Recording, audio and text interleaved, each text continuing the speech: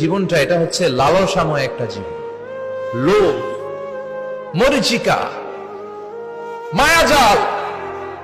এই মায়াজালে আমরা আটকে আছি, ফলে মৃত্যুর কথা আমরা ভুলে গিয়েছি। পাগলের মতো ছুটছি, আরো টাকা লাগবে, আরো খ্যাতি লাগবে, আরো যশ লাগবে, আরো দাপট লাগবে। আমার এত টাকা দিয়ে কি হবে?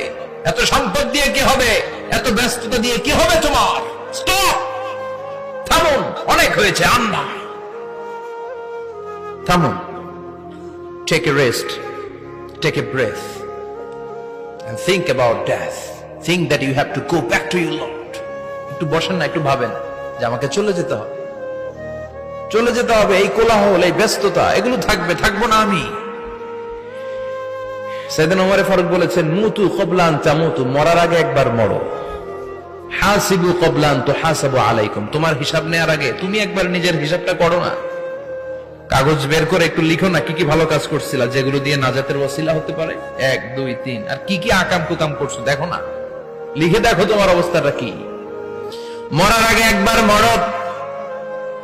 মরার আগে খাটের মধ্যে শুয়ে শটান করে চোখ বন্ধ করে একবার মরার ভান করে দেখেন কেমন লাগে। চোখটা বন্ধ করেন আর ভাবেন আপনি নাই, কি কি হতে পারে ভাবেন। আপনার ছেলে মেয়েরা কান্না জুড়ে দিবে, আপনার প্রাণের স্ত্রী বিলাপ শুরু করে দিবে, বন্ধু বান্ধবের চিৎকার আর মাতম, স্থানীয় এলাকার মসজিদে ঘোষণা, অমুক এলাকার নিবাসী অমুক ভাই, অমুকের ছেলে অমুক দুনিয়ায় নাই। সব আত্মীয়রা চলে আসবে, ফেসবুকে স্ট্যাটাস দেয়া হবে, সবাই সবাইকে জানাবে বিকাল 4টায় অমুক হাই স্কুল ময়দানে আপনার জানাজা। ছুটে আসবে, সবাই ছুটে আসবে আপনাকে শেষ বিদায় দিতে, গুড বাই জানানোর জন্য, আল ওয়াদা, বিদায় জানাতে আসবে সবাই।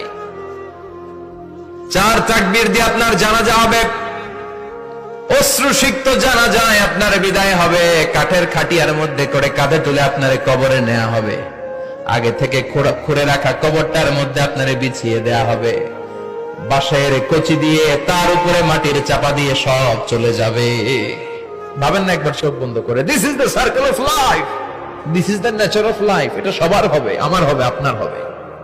এত মায়া, এত ভালোবাসা কই যাবে? কেউ থাকবে না, সবাই আপনার অন্ধকার কবরে রেখে দিয়ে চলে আসবে।